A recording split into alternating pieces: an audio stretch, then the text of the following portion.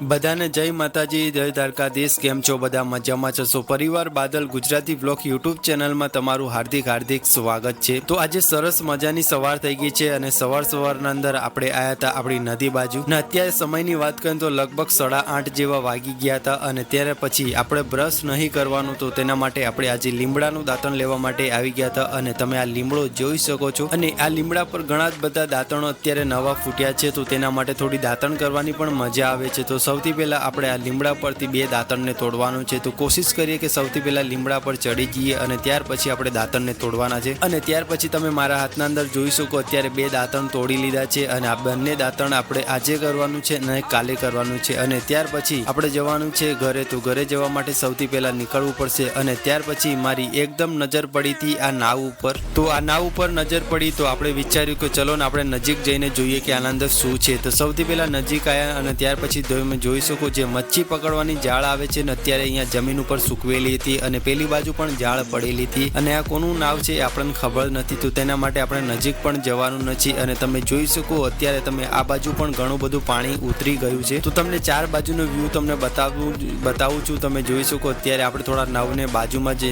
નજીક જઈએ છીએ અને ત્યાર પછી તમે જોઈ શકો કેટલી બધી રસ્સી છે અને આ નાવના અંદર એટલું બધું કંઈ ખાસ નથી પણ આપણને ઓળખતા નથી તો તેના માટે આપણે એના નાવના નજીક આપણાથી ના જવાય અને આપણે તમે જોઈ શકો અત્યારે પાણી પણ નદીના અંદર ઘણું બધું ઉતરે છે। તો પેલી બાજુ પણ નાવ છે તો હું તમને એ પણ જોઈ શકો આ નાવ છે અહીંયા કિચડના અંદર ફસાયેલી છે તો આ નાવના નજીક જવાનું તો પણ અહીંયા કિચડવાળા પગ થશે તો તેના માટે આપણે નજીક નથી જવાનું અને તમને થોડું ઝૂમ કરીને પણ બતાવી દઉં। તમે ઝૂમ કરીને જોઈ શકો અત્યારે કેટલી પાણીના કિનારે મૂકેલી છે નાવ અને તમને બધાને મારો ગુજરાતી વ્લોગ પસંદ આવતો હોય તો વ્લોગને એક લાઇક એન્ડ ચેનલને સબસ્ક્રાઇબ કરીને જરૂરથી જવાનું કેમ તો આપણી ચેનલ પર ડેલી વ્લોગ નાખવાની આપણે કોશિશ જરૂરથી કરશું અને અત્યારે તમે જોઈ શકો અત્યારે ઘણું બધું પાણી પણ ઉતરે છે તો તેના માટે અહીંયા નાવ આપણે કિનારા પર આવી ગઈ હતી અને અમારા ઘરેથી દૂર છે તો તેના માટે આપણને એટલી બધી ખાસ ઓળખતું નથી હોતું।